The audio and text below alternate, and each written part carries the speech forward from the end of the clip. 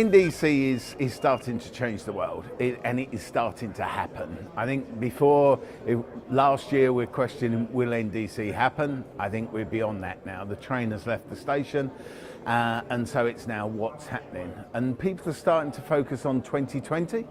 So you've got the IATA leaderboard where 21 airlines have signed up to say that by the end of 2020, they will put 20% of their transactions, third-party transactions, through IATA NDC by the 31st of December 2020. And so what we're concentrating on now is how will that happen and what are the effects that will happen in the industry. So in very simple terms, it's a different distribution pipe that gives the airlines different capabilities.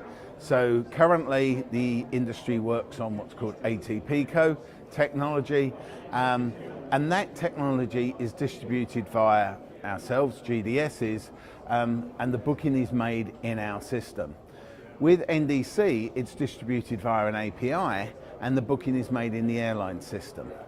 What that means is that the airline will know who is making the booking at the time of the booking. At the moment, an airline manages their inventory, manages their bookings by these 26 big booking classes. They use the letters of the alphabet. In the future, they will use either a lot more booking classes, or most airlines now are talking about not even using booking classes. They have infinite number of fare points. You're also talking about offers and not fares. So in the current technology, you're selling a fare, so just that fare for that seat. In the future, you're talking about an offer, so a package that can be made personal for an individual traveller, such as a seat, and then it will include Wi-Fi or lounge access or fast track security. It can be built around a customer's needs. Now there's going to be a long time till we get to that point, but that's the main difference. There's an improvement in the way that the airlines can sell and distribute their products. And the customers are used to that. When you're buying through Amazon or Google or things, you're going through that more personalized experience. And that's what's going to happen more in the airline industry now. How is it going to affect the other players in the industry is a big question mark at the moment. And it also depends how the airlines intend to get the customers to use the API technology. And in simple terms, are they going to use carrots or sticks? And in Europe at the moment, you're seeing a lot more sticks being used by the airlines, where they're using price and surcharges.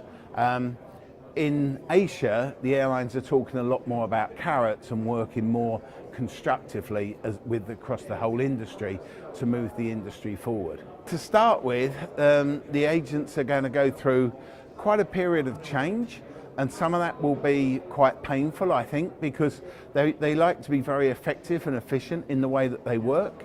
And when you're bringing in new technology, and I think to start with, the booking flows won't be as effective and efficient as they are today. So that means that they're going to be slowing down, and so that can add cost to them.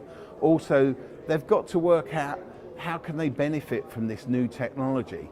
So if they know what their customers want, they can go to the airlines and say, give us these packages for our particular customers. But I think that's all got to be worked through.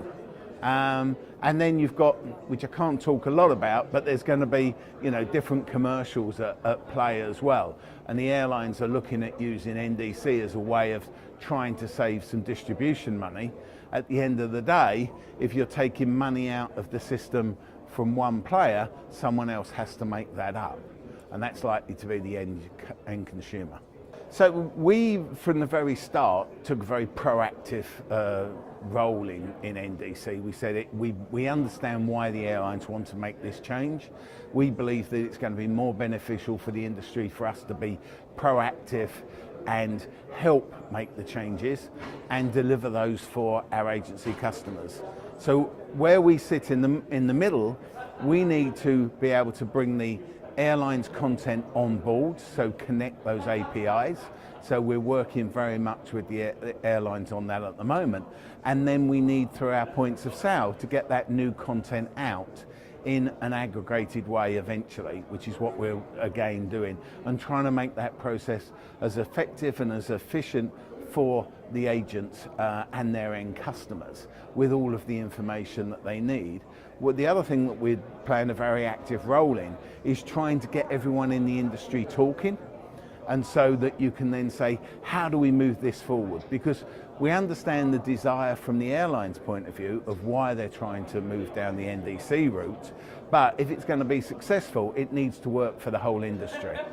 And so we need to bring in all of the players in the industry to make sure that that's working together.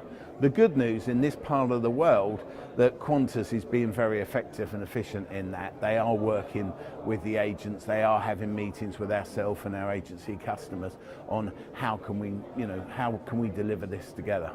I always, in my presentation, you always see this graph where we're starting, and we are there today still, where we're right on the far left-hand side, where the vast majority of content is being distributed via ATP code.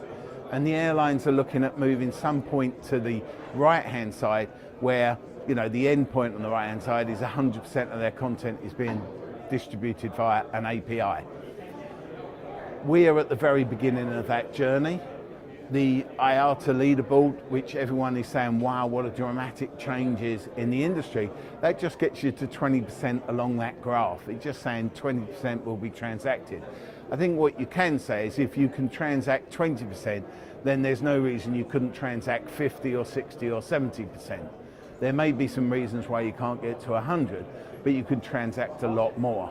So we're putting the plumbing in place today, and everyone needs to do that.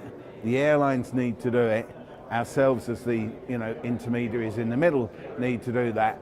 And again, the agents, because you've got two types of travel agents. You've got an agent who will take our end solution, which is our SmartPoint solution, our desktop solution, but you've also got people that will take our API solution, and then they're building, particularly the online travel agents, they then build their own front ends on that as well. And so all of that has got to change. So we're going through a considerable period, which I think will last at least a couple of years, of changing just the underlying technology, and then it will continue to be refined beyond that.